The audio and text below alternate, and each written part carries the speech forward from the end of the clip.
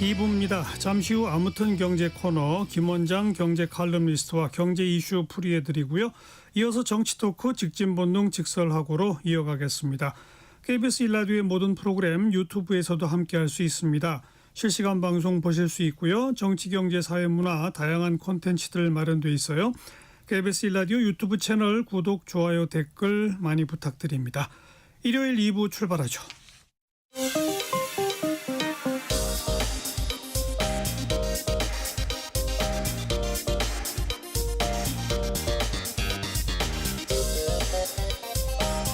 팩트체크 진짜 뉴스 정관용의 시사본부 KBS 1라디오 들어보면 압니다. 앞서 일부 시간 움직이는 세계에서도 잠깐 전해드렸는데 미국과 일본 사이에 이 합의문이 지금 나왔습니다. 그 내용 중심으로 좀 분석해보죠. 김원장 경제 칼럼니스트 안녕하세요. 안녕하세요. 합의문이 없었었는데 이제 나왔고 그리고 일본은 자동차 관세를 15%로 낮춰서 이제 곧 시행한다고요? 네, 이제 한미 간 또 미국과 일본 간에도 상호 관세를 15%로 낮추기로 했는데 정작 트럼프 대통령이 안 낮춰주고 있었는데 일본과 미국은 합의가 됐고 합의문에 정확하게는 양해각서에 서명을 했습니다. 그래서 이제 언제부터 내려줄까는 아직 모릅니다. 일본의 담당 경제재생상이 한 2주 안에는 시행이 될 것 같다 이렇게 말했으니까 어쨌든 일본은 27.5% 자동차 관세, 일본은 자동차 수출이 매우 중요하지 않습니까? 예. 그 하던 게 이제 15%로 내려가고 우리는 지금 아직도 약속은 했지만 합의는 됐지만 트럼프 대통령이 행정명령을 안 내려줘서 우리는 여전히 미국으로 수출하는 차 25% 관세가 매겨지고 있습니다. 아무튼 미국이 일본하고 구도로 약속은 했지만 문서가 없다 뭐 계속 지적했었는데 이제는 문서까지 나오니까 완전히 협상 타결된 거로 봐도 되는 거예요? 뭐 일단락됐다 정도가 맞을 것 같아요. 이번 협정은 프레임워크 어그리먼트라 그래서 이제 그 과정으로 가는 중간 양해각서 정도 이해하시면 되겠습니다. 공동성명서도 같이 나왔고요.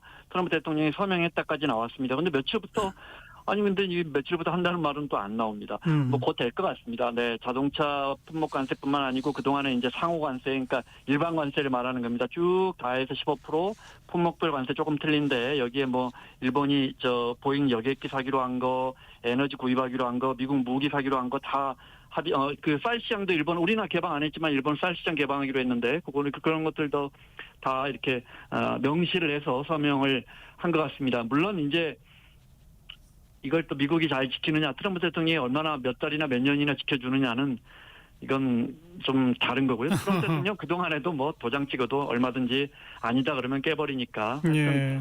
뭐 내년 11월 미국 중간선거인데 이때까지는 뭐 계속 이런 일이 되풀이될 것 같습니다. 그런데 일본은 네. 이제 5,500억 달러 미국에 투자한다고 약속했는데 그 내용이 아주 미국에 일방적으로 유리한 그런 내용이라면서요?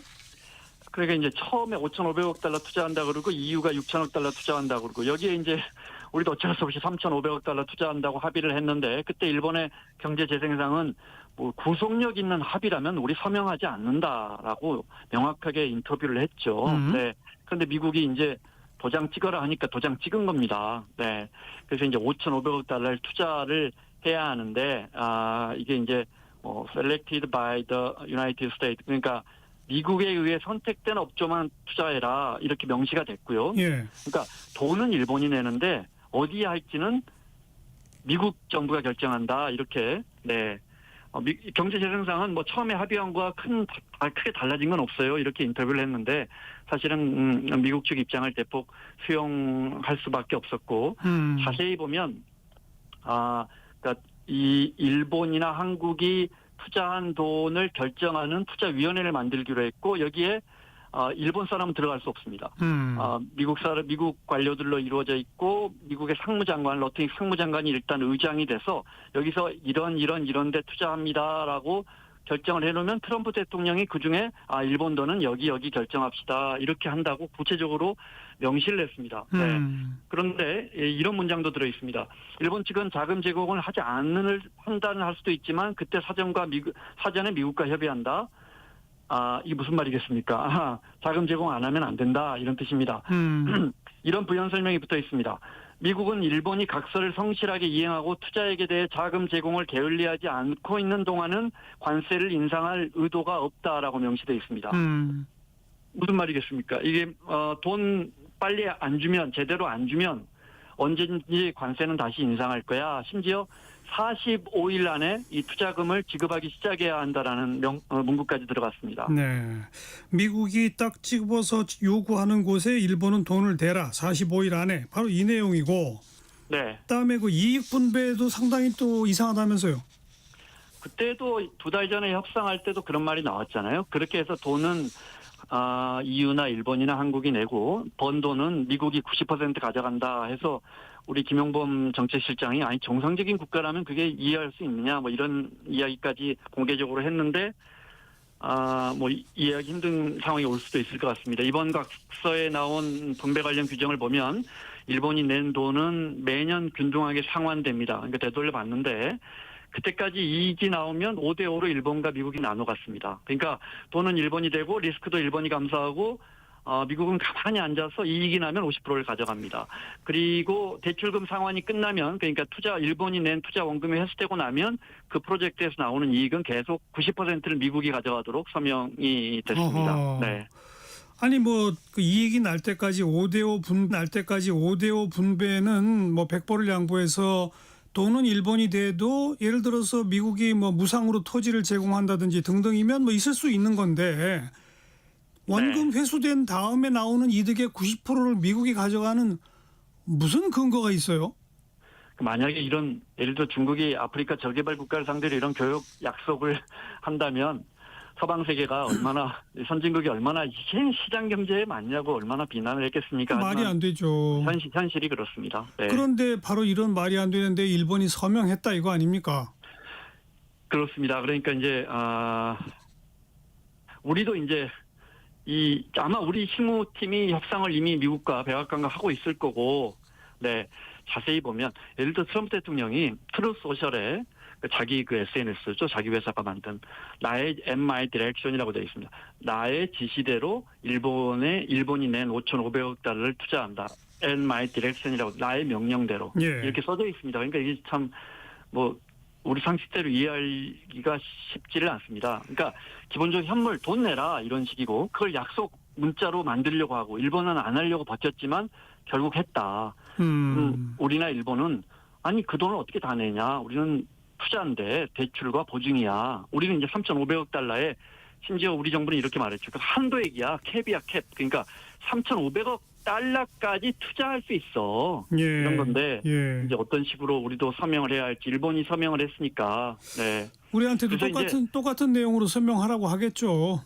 네. 그러니까 이제 우리도 당장 자동차 수출이 중요합니다. 그러니까 우리가 트럼프 대통령 행정명령 내려줘야 되니까 15%로 낮춰야 하는데 그러니까 이제 서둘러서 쫓기듯이 할 필요는 없는 것 같습니다. 우리 일부 언론에서 뭐 우리 자동차 산업 큰일 났다 이런 자세한 내용은 보도하지 않고 일본은 수출하는데 우리는 어떻게 할 것이냐 이런데 사실은 3,500억 달러라는 500조입니다. 490조. 우리 이런 돈 없습니다. 네. 네. 우리가 지금 조선업 투자로 어떤 전진기지처럼 필리조선소 하나오시온이 산 필리조선소 우리가 여기서 잘 MRO 하고 돈 벌 거라고 기대하고 있는 필리조선소 우리가 1억 달러에 샀습니다. 그런데 우리 지금 3,500억 달러를 달라고 하니까 참. 우리 돈 없습니다. 그러니까 이 신중하게 합의를 안 할 수는 없겠죠. 하지만 정말 신중하게 해야 합니다. 그동안에 트럼프 대통령과 미국 언론들은 미국 납세자들 세금 낼 필요 없다. 내가 국부 펀드를 만들어서 그걸 굴려준다. 뭐 이런 식으로 얘기해 오지 않았어요. 지금 그러니까 일본이나 한국의 투자액을 이렇게 국부 펀드화 하려고 하는 그런 생각 아닌가요? 그러니까 이런 겁니다. 친구한테 식당 아주 좋은 식당에 투자할 거니까 너희가 돈을 좀 내. 나는 낼 돈이 없어. 너가 다 내면 이익을 5대5로 나눌 거야라고 돈을 투자 받아서 그걸 식당에 투자하지 않고 자기 주식 증권 계좌에 넣어버리는 아이고. 약간 이런 방향인 것 같은데 그렇게 되지는 않을 겁니다. 일단 말씀하신 것처럼 트럼프 대통령이 이기 행정부 집권하자마자 트럼프 국부펀드 조성한다고 했고 사람들이 그 돈을 어디서 나 미국이 지금 국채 발행 여력이 없는데 빚이 너무 많아서 지금 국채 이자율이 5%를 넘나드는데 그랬었는데 트럼프 대통령이 그 뒤에 여기저기서 기상천외한 방법으로 돈을 모읍니다. 예를 들어 엔비디아나 AMD가 중국의 HBM 수출하면 안 되죠. 왜냐하면 중국의 AI 굴기, 반도체 굴기를 막겠다고 지금 이 관세 전쟁이 시작됐는데 얼마 전에 이거 허용해 줬습니다. 그리고 매출의 15%를 중국에 수출하는 거에 매출의 15%를 정부에 세금처럼 내라. 네네. 트럼프 대통령이 지금 돈을 예를 들어 중국의 틱톡이라는 SNS 미국인들이 젊은이들이 굉장히 많이 쓰는데 그 트럼프 대통령은 이거 안 됐죠. 이 틱톡 쓰면 미국 사람 정보를 중국 공산당이 가져간다라고 트럼프 대통령이 몇 해 전에 그랬습니다. 그런데 그렇죠. 며칠 전에 백악관 공식 계정이 부활했습니다. 트럼프 대통령이 거기에 안녕 미국이 돌아왔다 이렇게 인사하고 있습니다. 그 틱톡 금지를 미국에서 풀어줄 테니까 지분 50% 미국에 내놔라 지금 이러고 있는데 그러니까 이제 미국 언론은 이런 돈들을 모아서 국부펀드를 만들어서 그걸로 뭔가 돈을 굴려보려고 하는 미국 국민들 입장에서는 굉장히 좋은 펀드죠. 예. 여기에 이제 거대한 종잣돈이 필요할 텐데 혹시 EU와 한국과 일본에서 낸 돈으로 이걸 굴리려고 한 거 아니냐. 실제로 어떻게 상무장관이 며칠 전에 국무회의에서 일본과 한국이 주기로 한 9천억 달러 곧 들어오니까 이걸로 미국 인프라 건설하겠다. 허허. 정말 그전 했던 말과 전혀 다르죠. 거기에 뭐라고 또 CNN과 인터뷰를 하면서 뭐라고 하냐면 이들 우방들은 강력한 미국이 세계 성공에 필수적이라는 점을 근본적으로 이해한 나라들이 약속한 것이다. 예. 이렇게 하면서 그 돈은 우리가 알아서 우리나라 발전했을 거야. 아니 사실은 투자해라고 이야기를 해놓고 예. 아니야 사실은 그냥 우리끼리 우리나라에 인프라를 까는 데 쓸 거야. 지금 이렇게 이야기가 조금씩 달라지고 참. 있습니다. 관세 깎아줄 테니 조공 바쳐라 한마디로 그게 얘기네요. 명나라 때 그거와 근데 사실은 그거보다 액수가 너무너무 크니까 우리가 그게요. 명이나 이럴 때 바치는 참. 비교할 수 없을 만큼 큰 돈입니다. 근데 이제 트럼프 대통령은 이렇게 밀어붙여도 예를 들어 그때도 협상 전에 숙청, 혁명 이런 무서운 단어를 썼잖아요. 예, 그러니까 예. 한국 정치나 여론이 언제든 분열될 이게 이제 우리가 일본이나 EU보다 더 불리한 부분입니다. 우리가 이제 안으로 분열될 수 있다는 것을 잘 알고 있고 또 주한미군 이 말만 해도 한국은 협상력이 크게 움츠러든다 이런 것도 잘 알고 있습니다. 트럼프 대통령은 협상을 되게 잘하기 때문에 그리고 또 미국과 주요 교역 대상국인 캐나다, 멕시코, 중국, 인도, 브라질 다 꼼짝도 안 하거든요. 협상 네. 테이블에도 전화도 잘 안 받습니다. 그러니까 어떻게든 지금 한국과 일본, EU에서 최대한 많이 받아내야 할 상황이고 그래서 우리는 이건 안 따라갈 수는 없습니다. 안 따라갈 수는 없는데 정말 최대한의 실익을 챙겨야죠. 일본 언론들은 일본 집권 자민당도 그렇고 계속 백악관 비판하고 니케이 신문은 어제 이런 각서는 받아들이면 안 된다. 협상 다시 해야 한다. 그렇죠, 재건축을 그렇죠. 요구한다는 사설을 냈습니다. 네. 글쎄 아무튼 그런데 일본이 지금 이렇게 또 어처구니 없는 불합리한 내용에 서명했다는 게 참 어찌 보면 충격이에요. 아니 사실은 이 3,500억 달러도 물론 어떻게 보면 우리 정부가 밀린 건데 그것도 사실 일본 정부가 5,500억 달러를 서명해버리니까. 그렇죠. 예, 여기서부터 이제 EU도 어쩔 수 없이 따라가고 우리도 어쩔 수 없이 따라가는 나머지 예. 나라들은 강대국들은 전혀 우리와 경제 규모가 비슷한 다른 나라들은 전혀 생각도 안 하고 있거든요. 근데 아쉬운 부분입니다. 네. 자, 아무튼 정말 긴장됩니다. 더 좀 지켜볼게요. 고맙습니다. 네, 고맙습니다. 김원장 경제 칼럼니스트였습니다.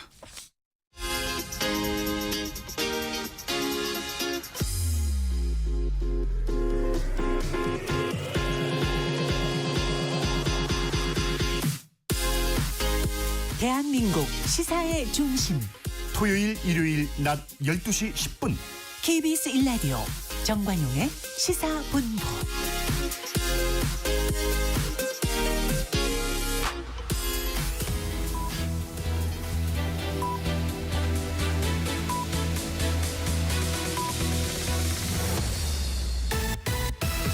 직진 본능 직설하고 고고고 뒤돌아보지 않습니다.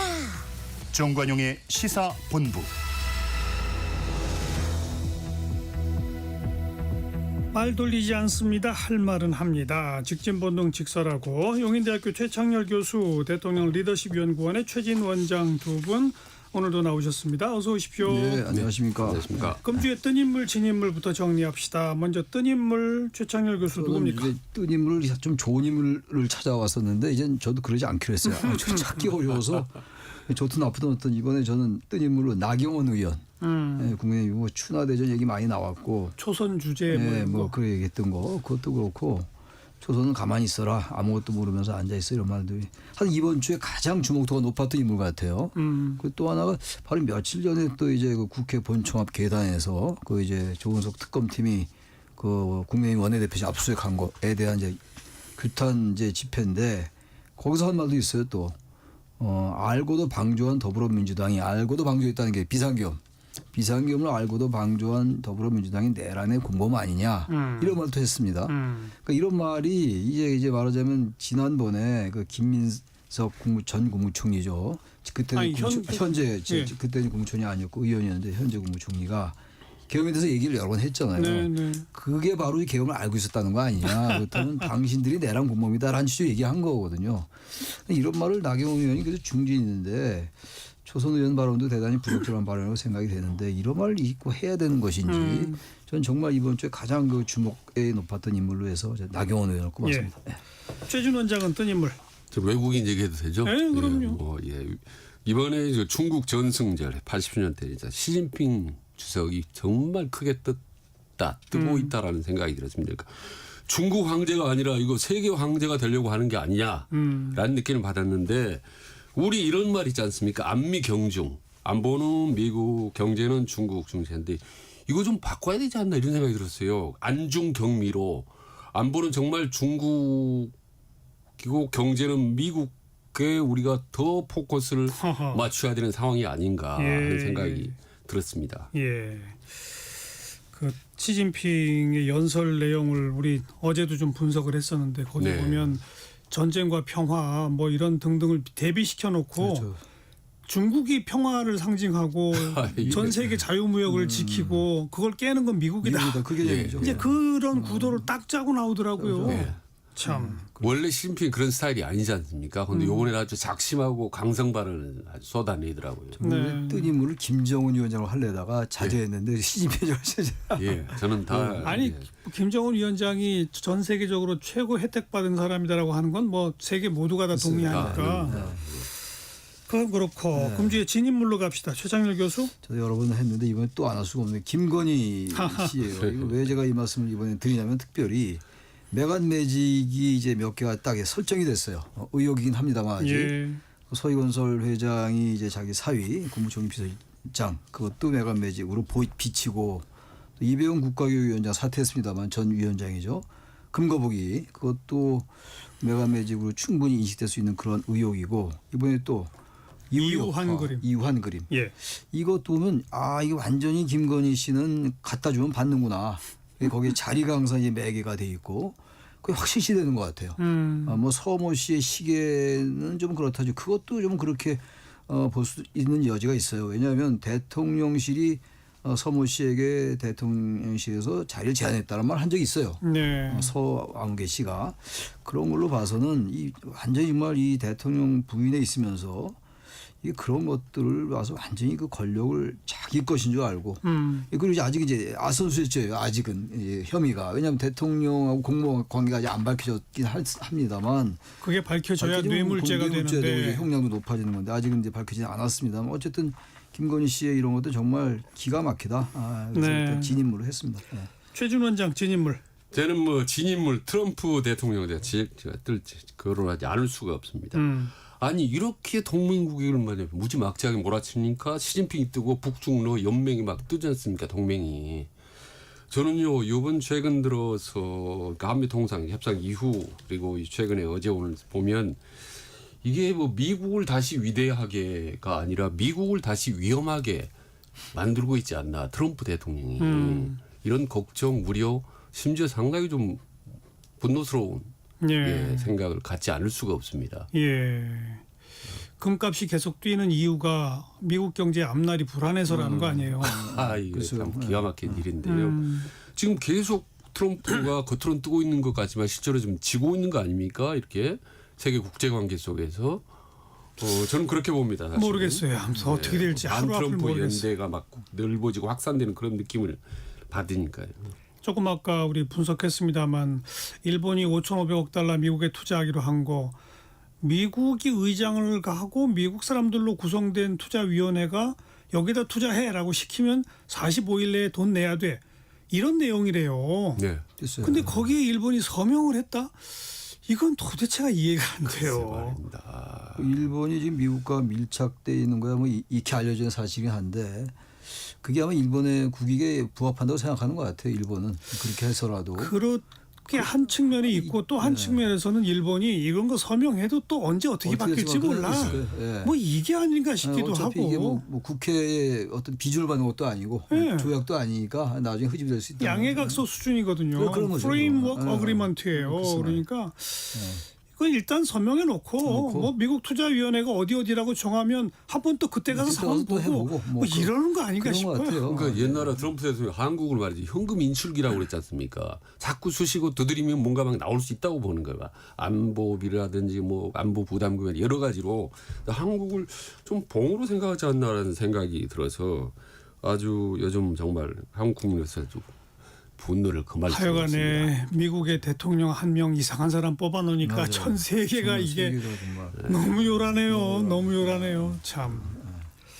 자, 오늘은 뭐 전반부에 국제정치 얘기를 좀 많이 했는데 아까 뜬 인물 나경원 의원 꼽은 게 출발은 법사위원회에서 국민의힘이 나경원 의원을 간사로 하겠다라고 했는데 추미애 위원장이 그 안건을 올리지 않으면서 시작된 그렇죠. 거거든요. 그렇게 시작된 거예요. 우선 추미애 위원장이 이걸 안건으로 안 올린 건 어떻게 생각하세요? 이 저 초선 가만히 있어 바로는 좀 차치하고. 차치하고 저는 명분은 있다고 봐요. 그래요? 왜냐하면 일단 지금 나경원 의원이 지금 이제 내란 혐의로 이제 수사를 받을 가능성이 있는 상황이고 또 과거에 패스트트랙으로 이제 재판 중인 한데 그럼에도 불구하고 명분이 있는데 이거 어쨌든 그 다른 당의 간사 선임은 일단 추인해 주는 거거든요.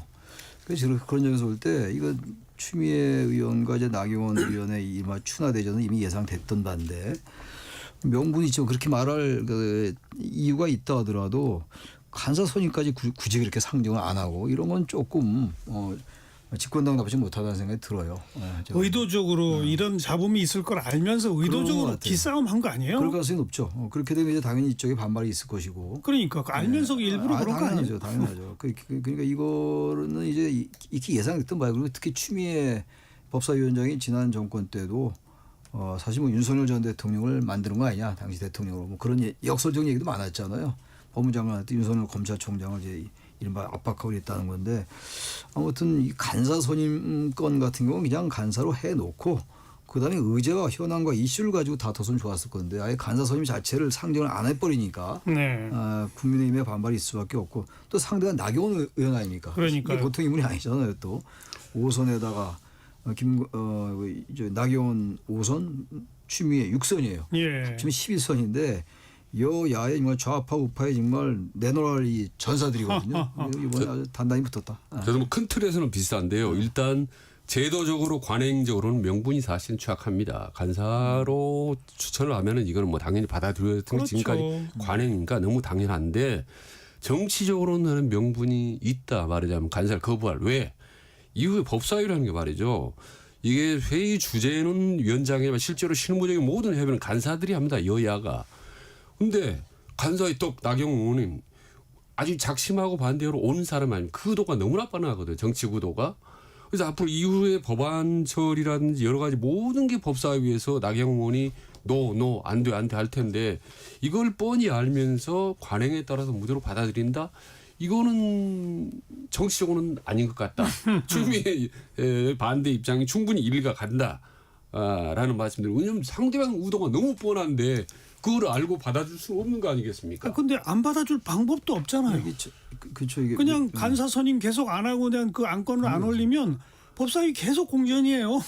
어차피 이제 그런 경우가 한두 번이었습니까? 그러니까 이미 이제 뭐 될 거예요. 한계가 있어요. 간사 선임을 계속 미루는 게. 근데 정치적인 이제 명분이 있는 거겠죠. 이제 내란에 관련돼 있다 이런 얘기인데 그게 이제 다른 게 아니라 체포영장 집행할 때 가장 앞서서 이제 저지에 앞장선 의원이 나경원 의원이었으니까 이제 그렇게 얘기하는 건데 그럼에도 불구하고 절차의 문제만 따지면 우리의 민주주의라는 게 절차적 정당성 얘기하는 건데 조금 이제 이 정도 했으면 빨리 간사 선임하고 아니 진행해야지. 당장 정기국회에서 더불어민주당이 통과시키겠다고 하는 법률이 많잖아요. 그 절차상 상임위 거치면 법사위 어쨌든 해야 해야 되죠. 되거든요. 안 할 수가 없죠. 반대를 하건 찬성을 하건 간사간 협의가 안 되면 어쨌든 협의를 거친 후 법사위에 올려가지고 일방 통행을 하더라도 거치긴 거쳐야 돼요. 그렇죠. 근데 이렇게 이제 법사위에서 결론이 안 나면 원내대표들이 양당 협의를 해서 결정을 해야 되는 겁니다, 사실은.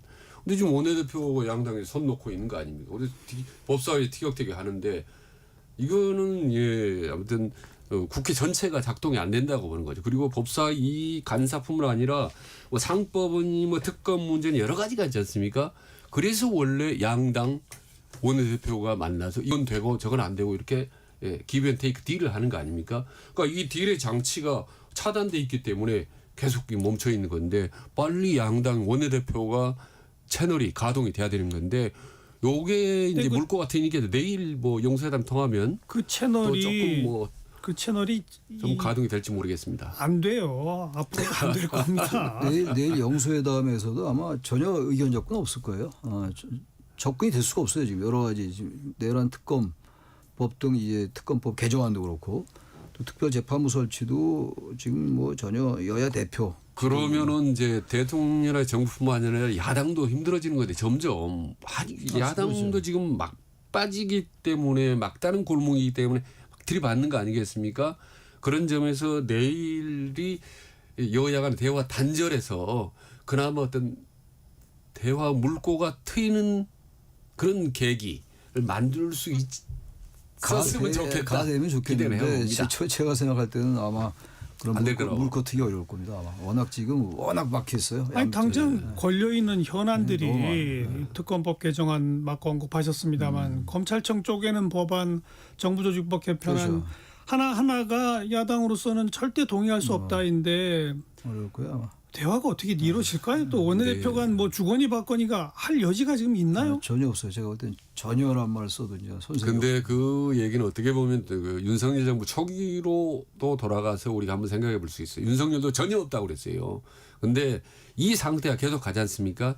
결국 이재명 대통령이 많은 부담을 해야 되기 때문에 저는 내일 상당히 내키지 않고 화가 나더라도 저는 이재명 대통령 물꼬를 트야 된다고 저는 보는 거예요. 물건 어떻게 트냐 수시를 위해서. 구체적으로 어떻게 어떤 법안이나 어떤 이슈에서 조금 양보를 해야 될 거 아니에요. 아니 구체적으로. 그게 전혀 없다고 생각하세요? 없다고 글쎄. 생각해요. 이를테면 내란 특검을 일본은 갈 수 없다라고 치더라도 이를테면 내란 특검은 기간을 연장하는 문제라든지 혹은 노란봉투법이라든지 상법이라든지 이후 추후 보완 장치 문제를 얘기할 수 있잖아요. 논의를 할 수 있도록 그 여지가 있는 거 아닙니까? 그러면 장동영 대표는 당에 돌아가서 야 이런 부분 앞으로 추후 보완 장치를 하겠다라고 명분을 줄 수도 있는 거고 시간을 벌 수도 있는 거고 근데 모든 게 안 된다 대통령이 집권여당 대표가 내일 당 대표 이거 안 됩니다 저거 아니면 다 안 됩니다라고 하면 어떻게 될 것 같아요? 단절이죠. 악화되는 아니, 상황이. 단절이에요. 지금 왜냐하면 저는 방법이 있다고 좋은 봅니다. 말씀인데 보세요. 지금 내란 특검도 그렇고 예. 그 이제 그 김건희 특검, 해병 특검이 3대 특검의 인력과 수사를 기간을 연장한다는 거 아니에요. 대상도. 예. 그러니까 저도 처음에 굳이 이거 꼭 연장해야 되나 이 수사를 빨리 끝내고 이렇게 가야 된다 주장을 저도 했는데 이게 가만히 보니까 연장해야 되겠더라고요. 이 특검 수사 안 된 게 저도 너무 그건 많아요. 합니다. 너무 많고 김건희 씨 16개 수사 대상이잖아요. 그 특검에.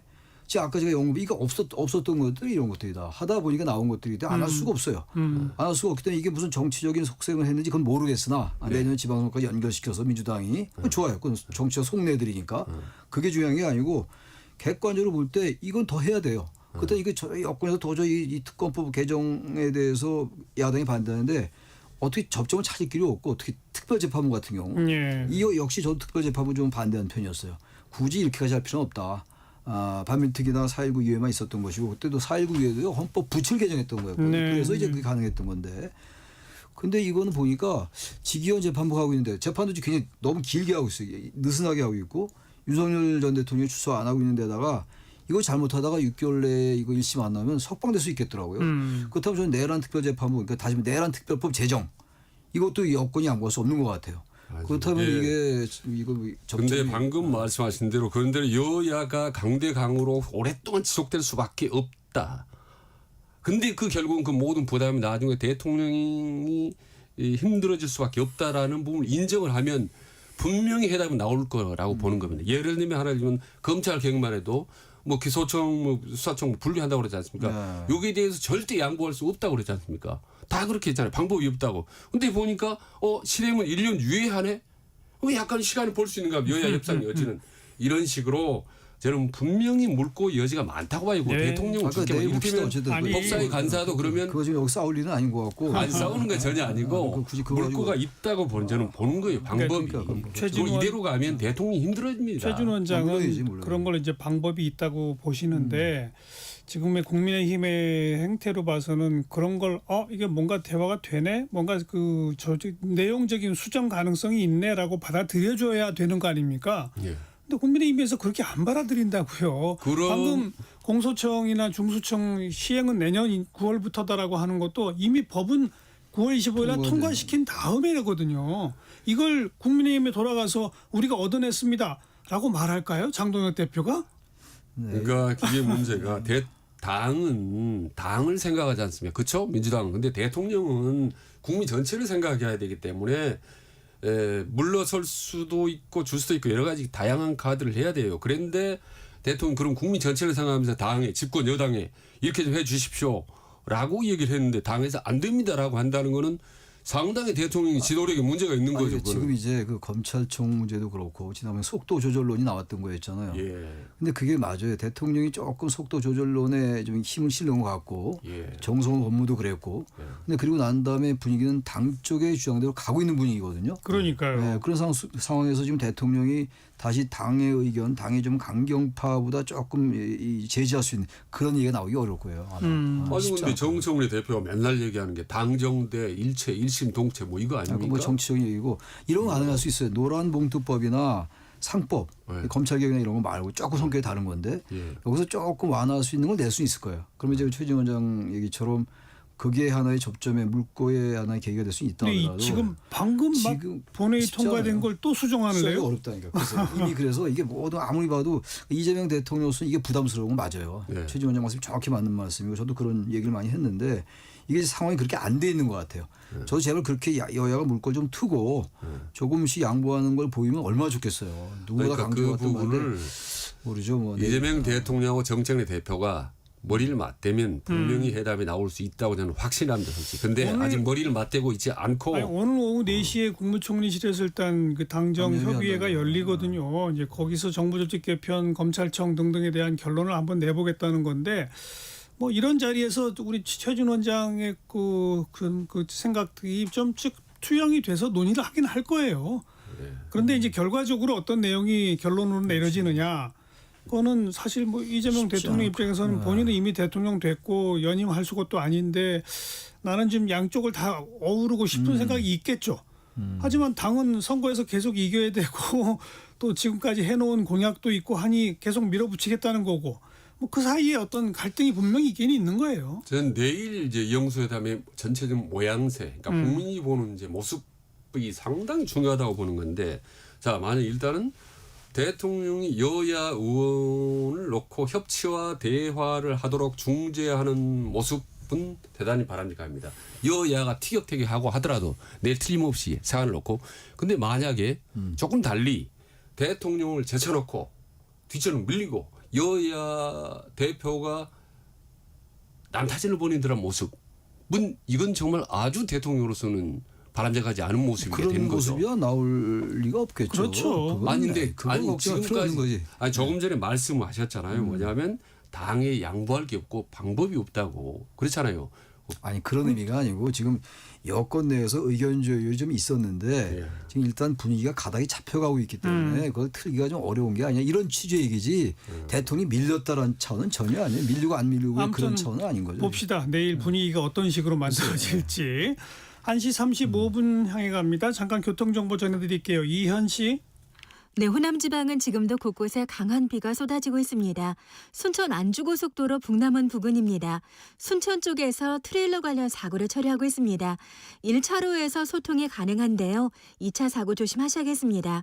경부고속도로 서울 쪽 옥산 분기점에서 목천 쪽으로 구간 속도 떨어지고 있습니다. 이후로 수원 부근에서 주춤하겠고요. 양재에서 반포 쪽으로 더디게 지나고 있습니다. 영동고속도로 소통은 원활합니다. 광주 원주고속도로 광주 쪽으로는 경기 광주 휴게소에서 동곤지암 쪽으로 천천히 가고 있습니다. 서울 양양고속도로 서울 쪽이고요. 강천 부근에서 지체입니다. 서종 부근에서 화도 쪽으로 더디게 지나고 있습니다. 서울 시내 북부간선도로는 도심 쪽으로 고장난 차가 있어서인데요. 목동의 4월공 램프 쪽으로 정체입니다. KBS 교통정보센터였습니다.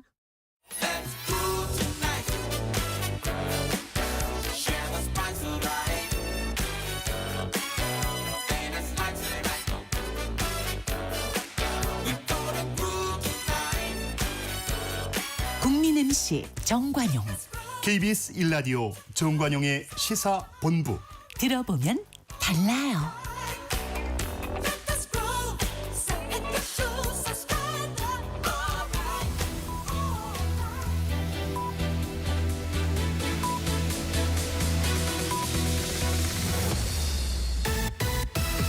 직진 본능, 직설하고 고고고.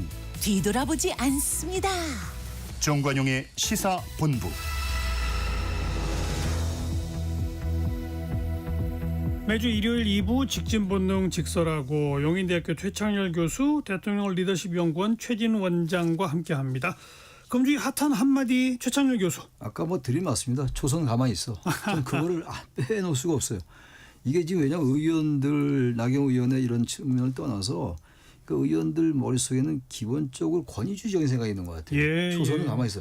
우리가 볼 땐 초선도 국민을 대표하는 의원인데 초선이건 다선이건 같은 의원인데 중진이라 해서 초선에 대해서 평소 인식이 그대로 드러난 것 같거든요. 이건 일부러 뭘 의도하고 한 말 같지는 않아요. 화가 난 표정이더라고요. 툭 튀어나온 거죠. 말이거든요. 네. 이거는 평소에 뭐 나경원 의원을 비난하고 이런 차원을 떠나서 의원들의 머릿속에 뭐 모든 의원이 그렇지는 않겠습니다만 권위주의적인 그 의회 내에 존재하는 아주 서열적인 위계적인 예, 그런 예. 것들을 반영하는 게 아닌가라는 측면에서 저는 핫한 말을 꼽아봤습니다. 네. 최진우 원장. 그러니까 저는 이제 장동욱 대표의 발언 수위, 그 다음에 본인의 어떤 강온, 템포 조절 이런 부분에 상당히 우리가 주목해 왔지 않습니까? 다소 이제 좀 페이스 조절을 하는가 싶었는데 며칠 전에 얘기했지 않습니까? 내란 특검을 향해서 강력하게 말을 쏟아붓지 않습니까?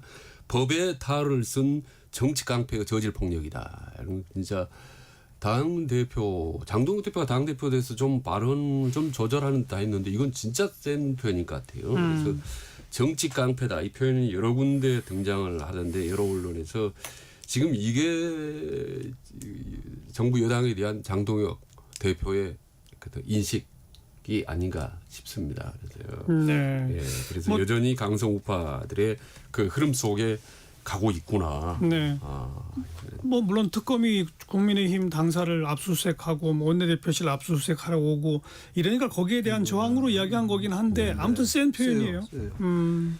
이 장동혁 대표가 대표 취임하고 난 다음에 조금 수위 조절을 하는 것 같기도 했어요. 뭐 이제 당직 그렇습니다. 인선 이런 것들도 봐서 그렇고 이제 윤석열 전 대통령 면회권도 조금 후퇴한다 이런 걸 보였는데 이게 지금 당내 지형이 그게 안 돼 있는 것 같아요. 도저히 거기 밀려갈 수밖에 없고 급기야 이제 그 모 유튜브는 뭐 누구 다 아는 얘기지만 내년 지방선거 때 30명을 공천해라 이런 말까지 했더라고요. 그 우리공화당, 자유통일당 등에게 30명을 양보해라. 그 이제 그 어느 TV에서 얘기를 했던데 이거 그만큼 지금 국민의힘의 규정력이 있는 이 세력이 있어요 지금. 네. 장동혁 그럴 것 대표 아무리 같아요. 하고 싶어도 그래. 그 내부에 한계가 좀 있는 것 같아요. 그럴 것 같아요. 네. 그리고 조금 그런 기미를 보이면 내부에서 강성우파 지지자들이 강하게 사인을 네, 그런 보내는 것 것 같아요. 음. 네. 마음대로 못하는 너무 겁니다. 휘둘리는 것 같다라는 느낌이 들어서 이 아스팔트 우파라는 게 그냥 저는 사실 개인적으로 단순하게 이러다 말겠거니 생각했거든요. 그렇지 않은 것 같아요 생각보다. 그렇지 않을 뿐만 아니라 조직적으로 입당하자. 그런 것 같아요. 그러면은 당을 들었다 놨다 할 수 있다. 이제 이런 행동력까지 보여주고 있는 보여주는, 그런 그러니까, 단계로 가고 네. 있어요. 그러니까 저희 김어준 씨하고 비교를 하는데 전한길 씨를 그렇게 비교할 수 있죠. 어떤 측면에서 맞아요, 있는데 맞아요. 김어준 씨 같은 경우는 뭐 이렇게 입당시키고 이러진 않았거든요. 근데 전한길 씨가 또 강도가 세다고 좀 봐요. 훨씬 더 세고 이러다 진짜 완전히 국민의힘이 국힘이 일개 유튜버 등 그 또 몇 명 있어요 또 유튜버 네. 있잖아요. 뭐 특히 이름을 뭐 일부러 거명은 안 하겠는데 그 사람들에서 완전히 휘둘릴 수 있다. 흔히 말하는 그 청구서 막 갖다 들이대면 나중에 오도 가도 못하겠다. 아니 이번 전당대회 결과가 그거 아닙니까? 그 전환기를 비롯한 몇몇 극우 보수 유튜버들이 장동혁 후보를 지지 선언했잖아요. 일단 뭐그 장동혁 대표도 그걸 인정했잖아요. 아니, 미디어 지지 때문에 됐다. 선언하고 결과가 당선으로 나타났잖아요. 그 연결된 얘기는 거죠. 봐 우리 힘이 이 정도야라는 걸 보여준 거 아닙니까? 거예요. 보여준 거예요 완전. 그래서 지금 그러니까 지금 국민의힘이 말이죠. 당사 압수수색에 강력히 반대하는 이유 중에 하나가 이를테면 이제 당원 명부 이야기가 나오는데 보수 인사 그런 얘기를 하더라고요. 이게 만약에 당원 명부를 입수로 해서 그걸 분석을 해본다면 내부에 이게 황당한 팩트들이 나올 수가 있다. 이를테면 특정 종교 집단이 당원들을 몽땅 들어가 있거나 그래서 전에 과거에 지금 2년, 3년, 4년 전에 당원들 구대하고 너무 판이한 게 팩트로 드러날 수 있다. 그렇기 때문에 국민의힘 입장에서는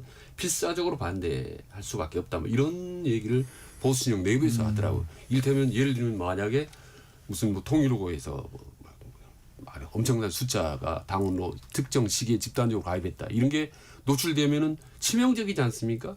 근데 그런 게 그 당원 명부 분석 결과 나올 가능성은 사실 거의 없죠. 어떻게 그게 분석이 됩니까? 아니요. 근데 당원들이 집단적으로 하는 가능할 수 있습니다. 통일교 이제 그 종교 집단. 그 교인들이 집단으로 이제 들어갔다 그렇게 추정할 수 있겠죠.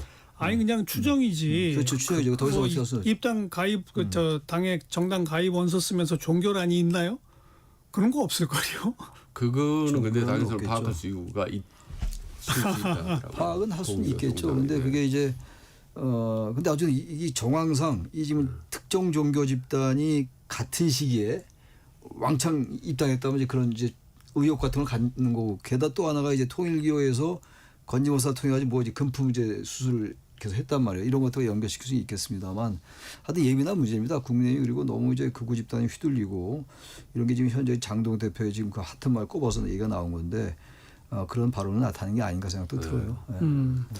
지금 대한민국의 정치가 양당 모두 강성 당원들이 맞아요. 점점 네. 강화되고 있고 강화되고 있어요. 조직화돼가요.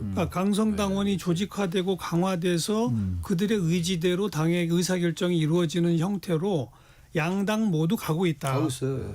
더불어민주당도 마찬가지고요. 그 정청래 박찬대 경선 결과를 보면 대의원에서는 박찬대가 앞섰는데 당원에서 정청래가 앞섰는 그런 결과. 그러죠. 그럼 이제 다시 말하면 우리가 국민의힘의 당심이 민심과 괴리가 있다라고 말하는 것처럼 더불어민주당의 당심도 민심과 약간의 괴리가 있다라고 있죠. 말할 수 있는 거거든요. 있는 거죠. 항상 지적해 왔던 거였고. 그리고 또 양쪽 다 아주 그 파워풀한 유튜버들의 영향력이 당을 거의 뭐 좌지우지할 정도에 지금 달하고 있다. 맞아요. 들었다 놨다 하죠. 최근에 이 김어준 그 유튜브에 출연한 사람들 그 분석한 기사들이 막 쏟아져 나오는데 보니까 어마어마하더라고요. 민주당 맞아요. 주요 인사들 전부 거기에 그냥 거의 매주 나가는 분도 있고 막 이렇더라고요. 거기 보면은 그 김어준 씨가 앉아서 거기 쭉 일렬로 앉아 있는 그런 그림도 많이 나왔잖아요. 사진도 도저히 이해가 안 가는 그림인데 이쪽도 마찬가지더라고요. 고성국 TV 뭐 이런 데 같이 쭉쭉 앉아 있고. 그러니까요. 그 하여튼 기본적인 본질과 양상은 비슷한 것 같아요. 네. 그러니까요. 저는 이제 아까 조금 전에 이제 앵커 말씀하신 거 조금 차이가 뭐냐면 저는 이제 민주당의 전에 강성 지지층 개딸 부분 집중적으로 오랫동안 저는 비판을 해왔거든요.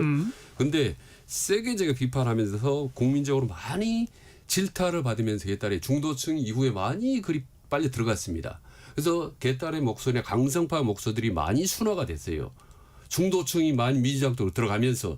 근데 반대로 국민힘 같은 중도층이 떨어져 나오면서 강성 지지층만 남아있기 때문에 지금 요즘 시점으로 보면 내부의 구조가 상당히 국민힘이 당원들의 내부 구조가 문제가 많다고 아마 이런 거 있을 거예요. 민주당이 일단 집권을 했으니까. 집권을 했으니까 예, 이제 예. 그 강성당원에 의해서 휘둘리는 양상이 좀 덜 나타난 거라고. 그렇죠. 네, 그런 차이는 있을 겁니다 아마. 집권했으니까 덜 나타난 거고 반대로 국민의힘은 계엄이라는 사태를 거쳤잖아요. 맞죠. 계엄과 탄핵이라는 사태를 거치면서 그 내부의 갈등이 아주 첨예화됐으니까 더 극심하게 나오는 거죠. 그러니까 저는 윤석열 후보가 당시에 중도 성향인 줄 알고 중도파가 많이 지지해서 지금 대통령이 됐는데 되고 나서 보니까 계속 강성우파로 가기 때문에 중도층이 다 떨어져 나왔다고. 그러니까 맞아요. 떨어져 나온 기간이 한 3년이 넘는다고 보는 거죠. 중도층이. 예. 예, 보수로 떨어져 나온 그 기간이 장장 그러니까 3년. 박근혜 탄핵, 박근혜 전 대통령 탄핵할 때의 태극기 네. 보다 훨씬 강성해요 지금이. 예, 그렇습니다. 그런 것 같아요. 그 기본이 깔려 있긴 합니다만 훨씬 예. 더 위험하고 강성이다라는 생각이 들고 이게 지난번에 트럼프 대통령이 무슨 이상한 얘기 있잖아요. 뭐 저기 숙청 혁명 얘기도 그렇고 SNS 올린 거죠. 예. 그리고 이재명 대통령 면전에서 교회 압수 얘기를 꺼내고 이랬단 말이에요. 그게 우연은 아닌 것 같아요. 그러니까 그 유통 구조가 있다. 그 네, 나름의 네. 우리 한미의 극우 연대가 좀 나름대로 작동하는 게 있지 않을까. 당연하죠. 있는 것 같아요. 예. 그 참 그렇게 나올 수가 없어요. 대통령이 한미뿐이 아니라 네. 전 세계적 극우 연대가 있습니다. 있어요. 요새는 그런 게 다 유튜브로부터 시작된 전 세계적 정치 양극화 맞습니다. 풍조하고 연결이 되는 거죠. 그리고 이름도 드러나는데 상당히 재력가 있는 엄청난 재력가 있는 우리 동포 보수 강성 보수 인사들이 국내 보수에게 재정적으로 물질적으로 엄청나게 지원을 해주면서 네. 더 강화되고 조직화되고 빠르게 이게 확장됐다라는 이야기들이 팩트들이 많이 요즘 확산되고 이게 있거든요. 국내 이제 정치 유튜버들 뭐 다른 유튜버는 다 좋은데 양극화된 유튜버들의 조회수가 높게 나오거든요. 또 그걸 보게 된다고요. 예. 그러니까 전혀 다른 세계에 사는 같은 나라 같은 시대에 살고 있으면서도 이쪽 유튜브를 보는 사람들과 이쪽 다른 쪽 유튜브 보는 사람들의 생각이 완전히 다른 거예요. 예. 그게 양당의 극화로 양극화로 나타나. 자, 뭐 이왕 이런 얘기 나온 김에 좀 더 뭐 분석적으로 가봅시다. 우리나라 인구가 5천만이에요. 네, 한쪽 끝에 3%나 5%라고 치면 그게 150만, 250만입니다. 지금 양쪽에 위세를 떨친다는 유튜버들의 구독자 수가 제일 많은 게 아마 250만 될 거고 뭐 나머지 한 100몇십만만 되면은 뭐 엄청난 파워 유튜버라고 해요. 그러니까 양쪽 끝에 3% 5%들이 모이면 그리고 그게 한마디로 경제적 재생산이 돼요. 아, 그렇죠. 예. 어마어마한 수입이 되니까 그런 그 유튜버들은 그냥 이른바 일개 유튜버가 아니라 일종의 언론사예요. 언론사죠. 아, 이게 기업이에요. 기업 보니까. 기업일 뿐 아니라 언론사로서 방송국 못지않은 편성 기획 역량을 가지고 데일리 생방송들을 한단 말이죠. 시소도 만만치가 않더라고요. 예. 그런데 중요한 건 대한민국의 방향을 결정짓는 게 3% 5%입니까 양쪽에? 그렇게 하면 안 되는 거죠. 예. 아니 안 되는 게 아니라 매번 선거에서는 결국 중간에 있는 10%가 어느 쪽으로 조금 쏠리느냐로 결론이 나요. 결혼하니까. 이번 대선도 그렇고요. 네. 다가올 지방선거도 그렇고요. 가운데 있는 10%가 어디로 가느냐에 대한민국의 운명은 결정되는데 도대체 우리 정치는 우리 언론은 양쪽 3% 5%에게 너무 휘둘린다 이 말이죠. 그렇죠. 제가 그래서 가끔 그런 얘기도 하고 어디서 글도 쓰고 그러는데 방법을 좀 모색해야 될 것 같아요. 이쯤에서는 무슨 방법이 있을까요? 아니 대한민국 그 국민들이 결론 내리면 되는 거 아닐까요? 헌법도 하나의 저는 국민들의 그 방법 결정인데. 중에 하나는 이제 그 중도 운동이라고 얘기를 하지 않습니까? 계속 중도를 얘기 어떻게 보면 지금 우리 방송도 사실 중도 성향이 있는 사람들이 와서 토론하고 있기 때문에 이런 중도 방송 그다음에 중도 모임 포럼 캠페인 이런 분들이 계속 확산이 돼야 한다고 그래서 예. 중도층이 세력화되고 더 강해져야 된다니까요. 넓은 그리고 목소리를 밖으로 내야 되는 겁니다. 좋은 말씀인데 이게 막상 이제 그 전투 현장에 뛰어들어가서 하는 극우 유튜브를 못 당해요. 저는 약간 제도적 법적 장치를 고안할 때가 됐다 이제는. 이제 포럼 캠페인 플러스 그거 좋은 얘기 좋은 얘기인데 그게 한계가 있어요. 중도층의 많은 생각들이 좀 묻혀 있는 거거든요. 예. 그런 것도 하면서 보다 더 이 시민사회가 우리 공동체가 그들 이런 잘못됐다고 우리가 알면서 제재를 못하는 거잖아요. 네. 뭔가 있을 거다 이게. 근데 찾아내고 뭐 이제. 아주 노골적인 가짜 뉴스나 이런 걸 퍼뜨리는 건 뭐 징벌적 손해배상이나 뭐 형사처벌까지도 검토할 수 있지만 그 이상은 또 사실 언론의 자유, 표현의 자유라고 하는 면에서 그러니까 쉽지가 않은데 어렵죠. 쉽지가 않은데 그거를 뭔가 고안해내면 이제 거의 이제 임계점에 왔다고 봐요. 이 정도로 가면 진짜 아까 말씀하신 것처럼 3% 몇 프로의 의견이 대한민국의 시민사회를 좌지우지하는 건 대단히 이건 위험한 일이기 때문에 대한민국의 대다수 공동체 구성 요원들이 이걸 인정한다면 예. 방법이 있지 않을까. 알겠습니다. 당장 갖고 있지는 않습니다. 오죽하면 제가 중도 포럼 만들고 솔직히 지금 중도 뉴스 만들고 있습니다. 인터넷 뉴스. 그래서 중도 운동 캠페인에서 선거 때 지방선거 총선 대선 때 있지 않습니까? 3대 선거 때 중도가 소리 없이 투표만 딱딱 하면 게임 끝나는 거면 대한민국 바뀌는 겁니다. 아니 제가 아까 표현한 게 그거예요. 요란하고 시끄러운 그 채널들이 돈도 벌고 뭐 사람들이 많이 몰려다니는 것 같죠. 예. 선거 때는 가운데 10%가 다 결정한다니까요. 예. 그럼 뭐 전적으로 동의합니다. 그분들은 목소리가 안 나더라도 항상 민심의 풍향계는 거기서 오버하는 쪽을 징계하는 쪽으로 가요. 글쎄요, 그렇긴 그런데 그러니까 3% 5%가 항상 그 어떤 정치의 일상을 지배하는 것 같지만 그대로만 계속 흘러가는 쪽은 저요. 뭐 지는데 일단 그들이 이 평상시 선거 평상시 정치에 너무 많은 걸 행사해요. 많은 영향력을 규정하기 때문에. 그게 좀 문제다 네, 이거죠. 그게 문제예요. 근데 또 뭐 윤어게인 외치는 이런 분들도 최근에 이 김건희 씨 이후한 그림까지 등장하는 거, 그다음 뭐 윤석열 전 대통령 그 비행기에 뭐 소주 페트병 10개 이런 거 나오는 건 좀 약간 정남이가 떨어지지 않을까요? 뭐 안 떨어지는 것 같은데 제가 볼 때. 왜 안 떨어지나 모르겠어요. 저도 그 답답해. 그 얘기는 저도 목소리 높아지는데 이해가 안 가는 게 너무 많아요. 아니 해도 너무하네. 뭐 해도 이러면서 좀 아니, 떨어져 나가야 되는 거 아니에요? 아니 근데 해도 너무하네 그런 생각 들다가 뭐 저희 추론인데 저희 추측인데 유추인데 그런 생각 들다가도 야 이거 이 민주당은 뭐야 이 사람들 완전 독재 아니야 검찰 독재하는 거 아니야 이로 더 많이 간다고요. 아 상대를 욕하면서 그래서 상대를 안 돼요. 욕하면서 자기 편 그 저거는 그냥 눈 질끈 어느 정도 감아버리고. 뭐 이것도 문제 좀 있네 있긴 이게 심했구만. 하지만 근데 쟤들 하는 거 봐. 쟤들 저거 뭐야 검찰청 없애고 뭐 이런 거 아니 이렇게 된다고요. 윤하고 예 맞습니다. 그러니까 우리의 함정 사고로 이해가 안 되면 이렇게 오질 않죠 여기까지. 바로 그런 관계를 적대적 공존 관계라고 하죠. 전형적인 겁니다. 상대를 공격해야 하기 때문에 내가 존재한다. 같이 옛날 박정희 김일성이 그런 거였어요. 상대의 그러니까요. 존재가 자기의 존재를 강화했던 것. 이게 전형적인 정치나 안보나 적대적 공생이거든요. 딱 그게 강화되고 있는 거예요. 그러니까 지금. 보수 진보들은 각각 자기들이 성을 갖고 있어서 그 안에 미구나 고나 지지고 맞습니다. 먹고 해도 자기 성 안에 사는 겁니다. 그러니까 이 성을 무너뜨릴 수도 없고 저는 어쩔 수 방법이 없기 때문에 가운데 있는 거대한 중도란 성을 더 탄탄하고 더 크고 더 강하게 만드는 방법밖에 유일한 방법이라고 저는 생각하는 중도가 거죠. 있어요. 탄탄하게 있는데 예. 이들의 목소리가 이렇게 유튜브를 잘 안 하잖아요. 그런 유튜브 해봐야 조회수가 안 나와요. 예. 현실적으로. 예. 이렇게 이상한 얘기를 해야지 나온다고. 예. 그 그러니까 숫자 극단적인 얘기. 느리다가 목소리는 적지만 투표할 때 꾹꾹 누르면 게임 끝난다는 투표는 그게 말씀이죠. 하고 있어요, 지금. 제가 계속 그만 하고 있잖아. 투표를 하고 있는 거죠. 그렇게. 양쪽에 말은 안 하지만. 양쪽에 3% 5%는 계속 그걸 즐기고 봐라 이거예요. 중간에 계신 근데 10% 그게 평소에 듣는 게 너무 스트레스입니다. 근데 중간에 10% 20%는요 그런 거 안 봐도 다 선거 때 되면 현명한 판단해요. 그게 이른바 집단지성이잖아요. 그러니까요. 이른바 집단지성인데 근데 거기서 제가 이제 강조한 게 양쪽 3% 5%에 휘둘린 쪽일수록 지더라. 그 얘기예요. 네, 그러니까. 제 말이 그 말이에요. 그렇습니다. 이게 전적으로 정상적인- 동의합니다. 정상적인- 전적으로 동의합니다.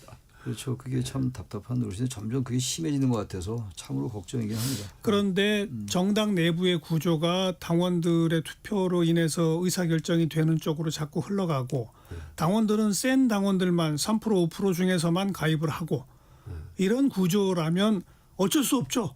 정당에 몸담고 있는 한 정치인들도 어쩔 수 없죠. 근데 이번에 그 3% 5%가 즐겨보는 방송 안 나갈 수 없고 안 나갈 수 없는 게 아니라 나가는 거예요. 100번이라도 더 나가기 위해 노력하고 그렇게 되는 거죠. 이거 이제 악화가 양화를 구축하는 게 되는 거고. 그러니까 저는 일단 8대2를 고쳤어야 돼요. 그러니까 어쨌든 간에 조경태나 안철수 이런 사람들이 이런 분들이 지난 얘기지만 앞으로도 하나의 타산지석으로 어떻게든 들어놓아서 그 경선룰을 고쳤어야 돼요. 그러면 이제 좀 바뀌어 나올 수 있죠. 근데 그게 못 고치죠. 근데 힘이 안 되죠. 그러니까 그렇게 되면 아무것도 못해요. 근데 그런 걸, 지금 그런 걸 투쟁해야 되는 거예요. 경선 룰을. 예를 들면 국민 같은 경우도 한동훈 전 대표 같은 경우도 사실 내부에서 활동을 하고 영역을 넓혀갈수록 그게 국민의힘에게는 도움이 되는 거거든요. 근데 본인이 앞으로 정체성을 정하지는 못하는 것 같아요. 그 전에는 김문수를 지지했다. 나중에는 장동혁이 축하하고 그다음 이후 페이스를 어디로 가야 되는 아직 지금 애매모호한 상태이기 장동혁 때문에 대표가 강성에 묻히는 거죠. 뭐. 장동혁 대표가 아예 한동훈 전 대표를 나를 최악이라고 한 사람하고 어떻게 같이 가느냐 뭐 이 정도까지 해버린 거 아니에요? 라는 얘기더라고요. 아주 명시적으로. 수모를 겪고 있는 거죠. 어떻게 보면 한동훈 입장에서. 탈당해라 그 얘기예요. 자, 쉽게 얘기해서. 오늘 뭐 얘기하다 보니까 딴 얘기가. 그 한국 정치 전체의 양극단화라고 하는 뭐 이미 오래전부터 있었던 현상인데 그렇습니다. 자세하게 좀 우리가 얘기를 하고 분석을 했습니다. 또 이게 어쩔 수 없는 현실이고 현상이다. 그러나 그들의 힘이 뭐 매일을 지배하는 것 같지만 결코 그들이 세상을 좌우하는 게 아니다. 예. 이걸 꼭 우리 청취자분들 뭐 기억해 두시길 바라겠습니다. 직진본능 직설하고 용인대학교 최창렬 교수, 대통령 리더십 연구원의 최진우 원장 두 분과 함께했습니다. 고맙습니다. 네, 고맙습니다. 네. 네, 조금 있으면 이제 대통령의 취임 100일 9월 11일입니다. 그래서 다음 주 13일 토요일, 14일 일요일, 그다음에 20일 토요일, 21일 일요일 네 번에 걸쳐서 이재명 대통령 취임 100일 기획 준비해 두었습니다. 많이 기대해 주시기 바라겠습니다. 이선희의 추억의 책장을 넘기며 함께 듣고요. 저는 다음 주말 뵙죠. 안녕히 계세요.